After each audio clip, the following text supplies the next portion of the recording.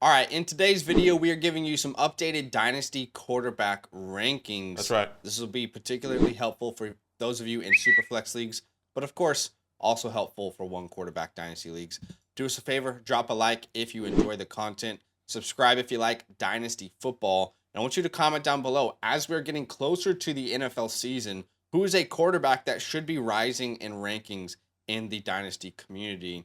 And just before we get to those rankings, if you want Badake and I to break down one of your Dynasty teams, if you want direct DM advice from us, That's then right. go ahead and use our code LAND when signing up to flockfantasy.com. That will get you 30% off your membership, and you'll unlock a bunch of perks.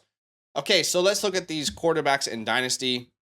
I have my top 25 separated in 7 tiers. I'm not sure how many quarterbacks you have in these 7 tiers, Badake. Yeah, around the same. But we'll go tier by tier. So why don't you lead the way in this video? Okay, so remember dynasty quarterbacks here. So in my 7th tier here, I have a Will Levis. Okay. As much as not sure if you all have right. him here or anything. I don't have him ranked in my top 7 tiers, but Okay. yeah, let's go ahead. No, Tell us why. Yeah, the reason why I have him in my tier 7 is just purely based off of I think the opportunity that can come his way coming this year, whether it's Matthew Stafford or Ryan Tannehill not really taking that step. I know there's a lot of rumors right now with Malik Willis saying, well, he's outperforming, but at the same time he can get cut. I mean, what is that really true? So I still believe there's talent there, especially on the ground as well with his legs. So I like Will Levis here in my tier 7. Okay, I'd have him outside my tier 7. All the guys I have in tier 7, I would prefer. I just think are much safer, or have higher upside. But go ahead, keep telling us who you got here. I also lead the way. Yeah, no worries. I also have a Desmond Ridder here. Not sure where you have him. I do not have him ranked. You don't have him ranked. So 2 guys already that you don't have ranked. Okay. That's okay. No, yeah. So Desmond Ridder, another guy stepping into opportunity this year. If I'm doing a dynasty startup, he's going to be one of these These are the late round guys that I'm looking at trying to acquire in a quarterback league, depending on how you guys really operate, whether it's super flex or whatever the case may be. I'm really interested in a Desmond Ridder. I also have a Sam Howell in my tier 7. I do not have Sam Howell ranked. Still have Sam Howell ranked. Let's add him to the party. So essentially, all these tier 7 guys are these question mark quarterbacks. What am I really trying to go for here? Once again, if I didn't go any quarterback in the early to mid late rounds, whatever the case may be, this is the last pick, right? My second quarterback, my QB1 or my QB2 on a QB1 team. Those are the type of rankings that I'm trying to think of when I'm doing that. And then the last guy here I have is Derek Carr in my tier 7. Yeah, I also have Derek Carr in this tier. I think he's much safer. I mean, look, I like Howell, I like Ridder, I like Levis. For sure. They would all be in my tier 8. I don't have any of them ranked in my top 25 of my quarterback rankings. As mid as Derek Carr is, I think his job is safer in the next 3 or so years, landing with the New Orleans Saints after a pretty successful career, all things considered, in Las Vegas. So I would have him in this tier 7 as well. I have 4 other quarterbacks here, keeping in mind that I don't have Will Levis, Ridder, or Howell ranked myself. Yeah, that's fair. But why don't we go ahead and look at your tiers, and then I'll swap them at the end, and we'll look at what my rankings look like. Then. Okay, sure. So that's kind of it that I have in my tier 7, and then in my tier 6, going to my tier 6, I only have technically 2.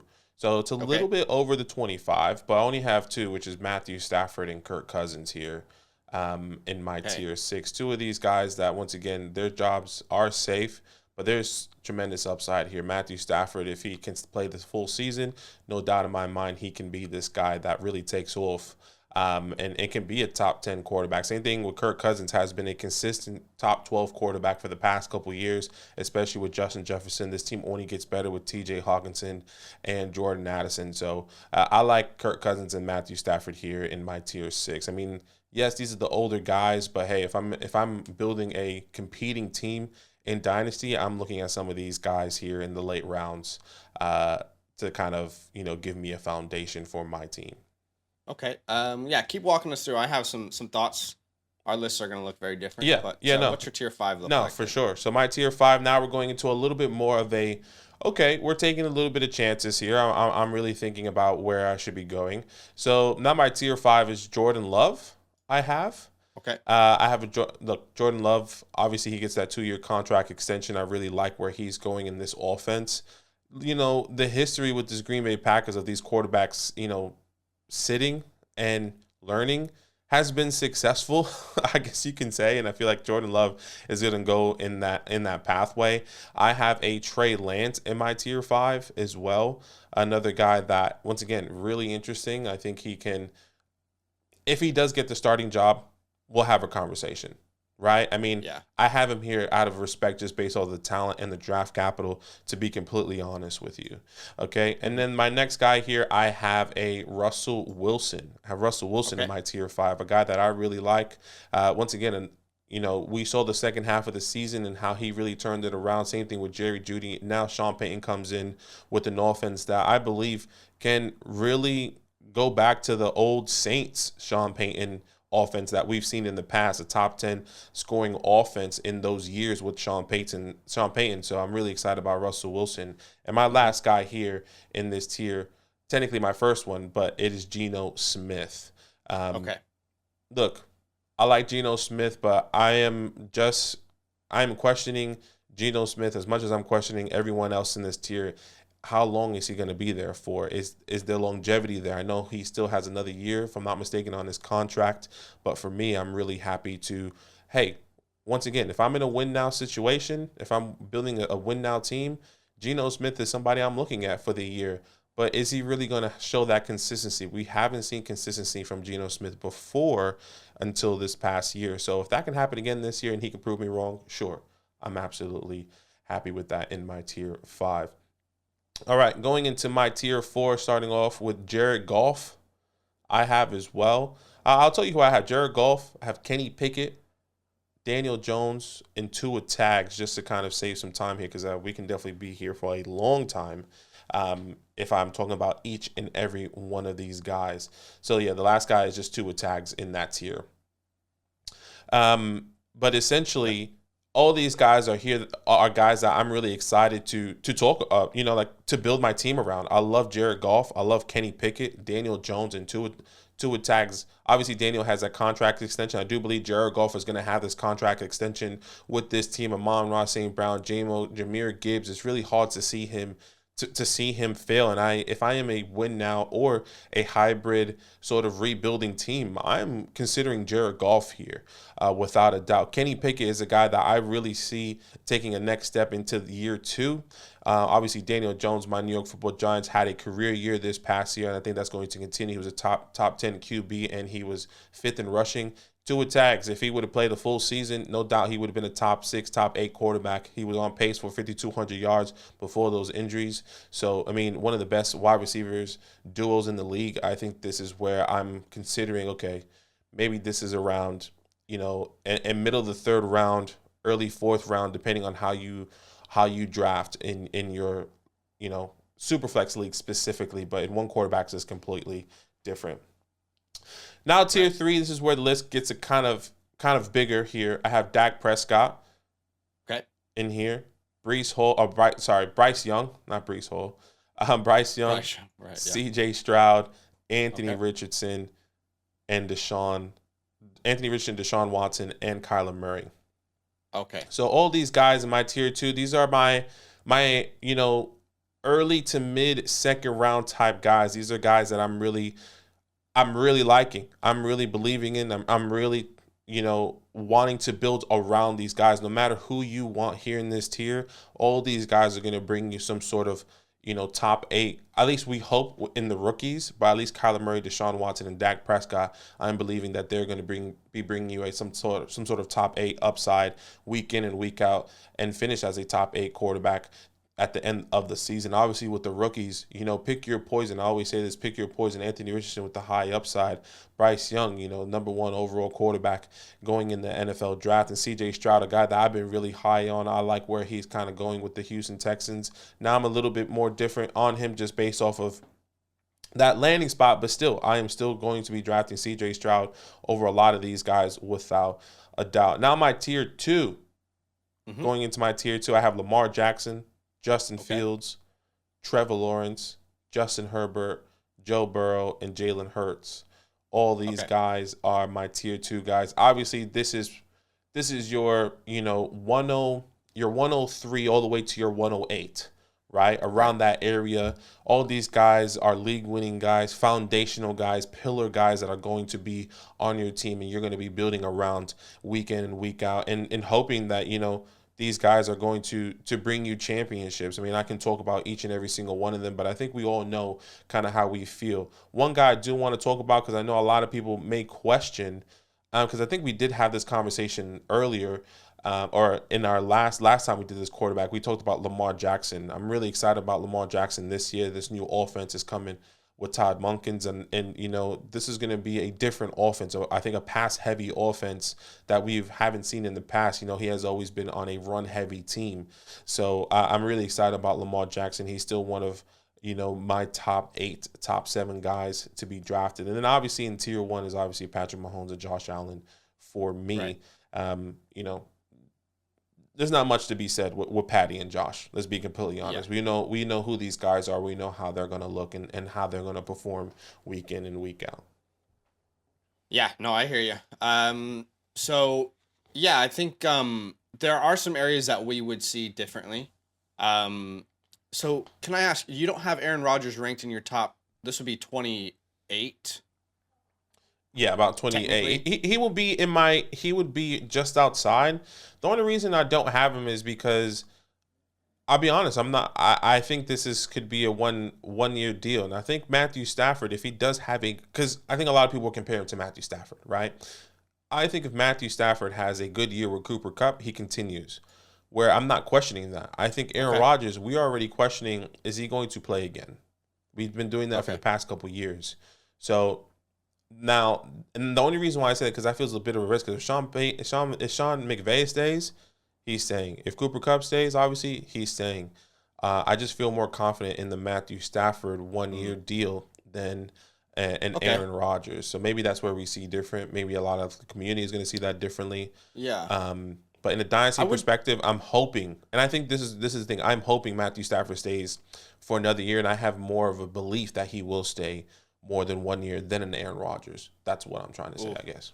Okay, we would definitely disagree on that one, but that's okay. Mm-hmm. I'm definitely on the opposite side of that spectrum, where Matthew Stafford I don't have ranked in my top 28. Mm-hmm. He would be my quarterback 31 at this point. That's fair. I'm trying to ask myself, do I want Matthew Stafford or Brock Purdy? So if we're starting my rankings, I wouldn't have Stafford ranked. Mm-hmm. I also wouldn't have Sam Howell, Desmond Ridder, or Will Levis ranked. I think that's fair. I really do like specifically Howell and Ridder's upside. And Levis has the better draft capital between the three. So I definitely like these guys as late round buys, but I don't have them in my top 7 tiers. They would live in tier 8. Yeah, that's fair. But I would argue that Aaron Rodgers has a much safer, like if you're playing Dynasty in the span of 3 years, the Jets do not make that trade, and Aaron Rodgers does not commit to a franchise, just in my personal opinion, unless he's playing multiple years. And you look at the Matthew Stafford situation, in my opinion, I would advocate that it's much more sticky and tricky than what Aaron Rodgers is going through right now. Aaron Rodgers stepping into a team that is wanting him to compete for a championship. They're complete on both sides. They just made a trade for him. I don't see him doing a one and done deal when they just traded all that capital for him. Jets, franchise and fan base would hate him forever. I think he's going to give them at least 2 years, if not 3. Whereas Matthew Stafford, we heard rumors about him maybe the team wanting to trade him. Yeah. And it's been multiple years now where we're not even sure if Sean McVay wants to coach or how long he will be coaching. So in trading away their win now assets, we heard Aaron Donald could be on the move.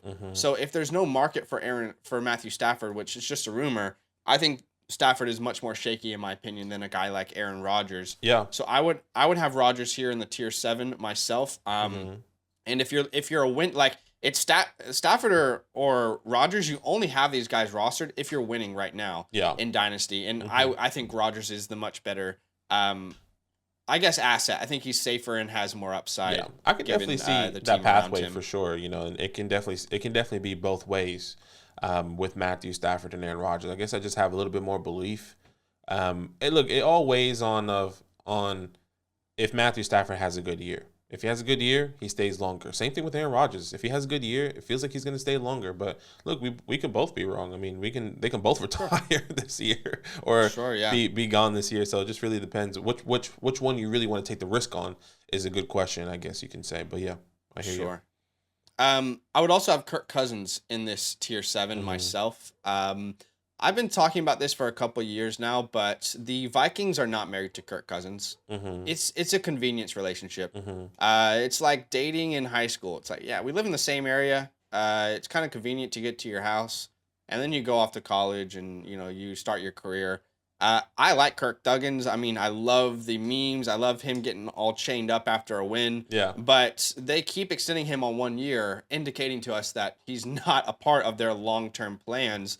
So Kirk Cousins, there will be a point, in my opinion, where the value just drops, and you're like, oh shit, I'm stuck with Kirk Cousins. Kind of the way you're stuck with Matthew Stafford, the way I'm seeing it.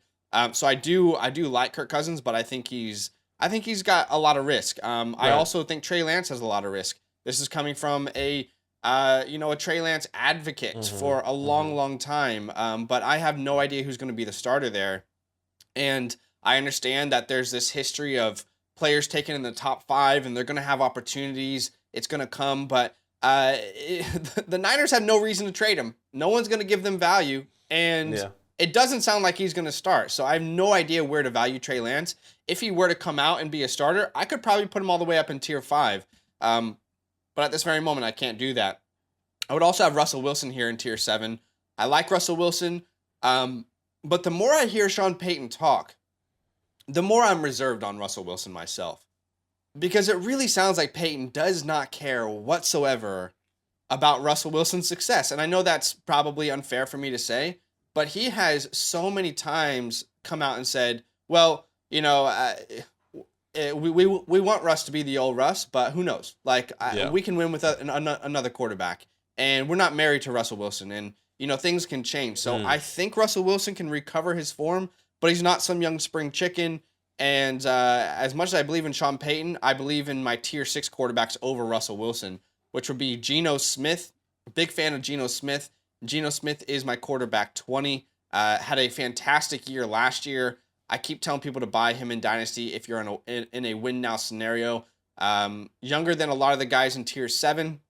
And he just added JSN and Charbonnet to an offense that was already on all cylinders. I would also put Jordan Love a tier down myself. I'm a fan of Jordan Love, but there's still a lot of question marks. And I think if we're all honest, no one really knows what's like. I don't think anyone could genuinely sit here and say, I know what's going to happen with Jordan Love. You don't. You really don't. I would also have Kenny Pickett here and Jared Goff. Between the two, between Pickett and Goff, I'm really up in the air at this very moment. Pickett looks more attractive because he's younger. He's on a franchise that's been a first-round pick for him, not traded for him. And there's really good pieces around him, where Goff has one of those scenarios. There's great pieces around him, but we don't know how long Detroit is really going to stick with him. But if you were telling me, hey, I just want to win right now this year, then yeah, I'll take Goff over Kenny Pickett, because I obviously have some large looming questions around Kenny myself. And then here into tier 5, these are like the last 2 quarterbacks that I feel like, okay, I'm in the first 3 to 4 rounds of a Dynasty startup. When these guys are gone, I do not want to take quarterback. Right. When Dak Prescott and Daniel Jones are gone, love that. I'm not touching the quarterback position for a while. I'm waiting until round 7 to try and get one of my tier 6 guys. So Dak Prescott and Daniel Jones would live there for me. They would be the only 2 in that tier 5. Yep. And then I would be bringing the rookie quarterbacks down. In fact, give me Tua over CJ at this very moment, even though I like CJ. Give me Anthony Richardson in tier 4 and Bryce Young here in tier 4. Okay. So between these 3 quarterbacks, these rookies, I don't think they should. I personally don't think they should be valued the same way that Kyler Murray and Deshaun Watson have. Kyler Murray and Deshaun Watson have multiple years of being top 12, top 5 fantasy quarterbacks. And we're all projecting that Bryce, Anthony Richardson, and CJ can do that. And yeah, sure, it's possible. But there's also a possibility that they don't work out because 100% of drafts, you're not seeing all those quarterbacks be stars. So you are taking a risk on what could be rather than what you know. And it's not like Kyler and Deshaun are super old or anything. But with Tua in particular, I have him over CJ Stroud at this moment. Yeah. And when I think about these two guys, I think they play the game very similarly. They have a very similar way that they approach the game. Extremely accurate, not very mobile. Now, CJ could turn into that. We saw what he did versus Georgia. But extremely accurate, very mobile. Not very mobile. Sticks in the pocket. Kind of the IQ, going to dissect a defense type of quarterbacks. Yeah. Tua's not old. And if you look at the surrounding weapons around these two guys, I mean, the more I think about it, the more I'm asking myself, how do I have CJ over Tua? Tua's got Tyreek for the next 2 or 3 years. He's got Jalen Waddle. He's got Devon Achane. He's got Mike McDaniels as his head coach. I think at this very moment, we should be taking Tua over CJ, even though I do really like CJ Stroud. This tier 4 for me, all quarterbacks that I would consider, let's say, in the mid-second round of a dynasty startup. And I know some people will disagree on Tua, and that's okay. Yeah. We get into tier 3 here. My tier 3, I would have Kyler Murray at the end of it, then Deshaun Watson. Then I would have Justin Fields, Lamar Jackson, and Trevor Lawrence. I really like all these quarterbacks. I feel very, very solid from tier 3 up about building a dynasty team around these quarterbacks. I feel good about their future. Yeah. I feel good about them giving me consistent fantasy points and good about their situations, specifically with Justin Fields. What he did last year with the worst weaponry room in the NFL outside of maybe the Patriots. I don't know, maybe the Texans, but the Texans had Brandon Cooks at least, right? Yeah. Fields' best weapon was Mooney, and Mooney was injured for most of the season. Now you add pieces to the offensive line. You add DJ Moore. I think he's going to be much, much better. But I feel great about all these tier 3 guys, building a dynasty around them. My tier 4, I still have question marks. I think there's a ton of upside. I love the youth. I love what could be. Outside of 2, I feel much better, but there's higher upsides with Bryce and Anthony. But you just don't have that same confidence, and I don't have that same confidence in them as the guys I have in tier 3. And then I go to my tier 2, which is Justin Herbert, Jalen Hurts, and Joe Burrow. And again, these are guys that to me, in my top 5 of a Dynasty Superflex startup, it's Justin Herbert at the 105, and it's a clear, hard line for me. Now, that's why I make my tiers, because that is how I draft. You guys out there might say, I would take Lamar at the 105. I would take Trevor Lawrence at the 105. Then all the more power to you. I would not. Justin Herbert would be my pick. We have already seen the top 3 upside from a guy like Justin Herbert, and they just added an extreme athlete at the wide receiver position in Quentin Johnston. Love Jalen Hurts, love Joe Burrow, and then same at the top there with Josh Allen and Patrick Mahomes. So this is what my rankings would look like, a little bit different. Again, I don't have the Howells or Ritters or Levises ranked, and I'm not as high on Stafford myself. And that's how I would have mine ranked. And that's fair, and I think that's why we like to show our different tiers, just so we can see the difference of how, I guess, both of our brains work. Our brains work differently in how we would draft and how we would rank these players. But yeah, look, Tua is a guy that I really like. I think I wanted to hit on that topic there. I like Tua. I think once again, if we would have saw a full season from him without the injuries, without the concussions, and see him really on pace for that 5,200 season, I wonder where this conversation would go. Where we'll be at right now. I wonder if we would be taking him over. Tier 3 for sure. Sorry? He'd be tier 3 for sure. Yeah, like maybe he's going right after Justin Fields, and then a lot of people are feeling a lot more confident. Maybe he does get re-signed in the off season rather than wait and see if he can really do it again after these concussions. But yeah, Tua Tags, one of the guys I'm really high on, probably one of my favorite quarterbacks depending on where you're drafting, whether it's a super flex or one quarterback. One of my favorite, I guess, mid to late round type of quarterbacks that you can kind of get with extremely high upside. But yeah, look, a lot of these things we see differently, but I think once again, our brains work differently in how we would construct and draft. So it's kind of cool to see. Yeah, no, definitely agree. Trey Lance is so hard to rank. You know, there's going to be tough. people who are saying, how is he so low? And there'll be people who are saying, Trey Lance is trash. He's trash, dude. You know, one thing I would say, there'll be no in between, really. One thing I would say is, you know, maybe as we rank Trey Lance, we have to rank Brock Purdy, and we don't have him on the list here. But maybe that has to be a conversation moving forward, because if we've seen them both in the same light, at least hoping to start, then we know Trey Lance has a higher upside. But it just feels like Brock Purdy is kind of going to win that job. And if he does win that job, then at least they're close back to back. And I always say, if you're going to draft one or the other, if you're only going to draft one, you have to draft the other, right? Yes. So maybe that's kind of something that we should throw out there as well. For sure. Brock Purdy, you know, really, once we have the answer, we'll know where to rank these guys. We just don't 100%. know at this very moment. Yeah. But yeah, big fan of Tua. And again, just with the rookies, it's very difficult. Personally, quarterback position is the most difficult position for any analyst in fantasy or dynasty to really look at. So much goes into it. It's not as easy as just, do they get volume? Do they earn targets? Do they have the, you know, percentage, the higher 60, 70% of the rushing opportunities? Yeah. What are they doing in the air through PPR out of the backfield? It's much more difficult. So oftentimes we find ourselves trying to figure out where to rank these rookies. And CJ Stroud, I mean, what is his upside? I mean, is his upside Joe Burrow or is his upside Tua?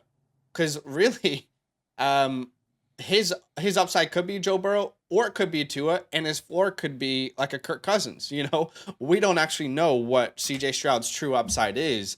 But again, the reason I have those quarterbacks, those rookie guys separated from like the likes of Kyler Murray, Deshaun, etc., is because we have multiple years of those guys being top 12, top 5 in fantasy. We've seen them prove it year in and year out, and they're still very young. Whereas with these young guys, I mean, it is, I think you would agree with me, Badake, let me know. There's a much higher chance that one or two of these guys are busts or are not starters in the next 3 years than there is that they are all superstars and all top 5 to 10, right? Yeah. Would you agree? Yeah, I would agree. So I would definitely you agree. have to assess that risk. And, you know, maybe we see that kind of trend. You know, we saw the past season with, you know, Zach Wilson and the Mac Jones and the Trey Lances, and we really haven't seen one truly emerge outside of one. That's Trevor Lawrence, right? I mean, yeah. And maybe this year is a year where they all... And Fields. And who? Fields. Yeah, Fields was in that draft. Yeah, and Fields. So, I guess maybe this year we can hopefully see 3 really emerge and gives us more quarterbacks for fantasy, essentially, which makes it a lot more exciting. No, definitely. All right, guys, let us know what you think about the rankings. Would love to know feedback. Do you guys prefer that we rank them collectively as we go, or would you prefer to see each person's rankings like we've just shown? We can do collectively if that's what you guys prefer. Let us know in the comments below. It definitely leads to more disagreements, but we still were able to have conversations this way. So let us know what you think. Drop a like, and we'll see you guys in the next one. Thanks for watching. Now that those idiots are done talking, who needs some rankings? Hell yeah, I need some rankings. Then use promo code LAND, LAND, for 30% off any membership at flockfantasy.com. Oh. It's so easy, even your grandma could scan that QR code right there.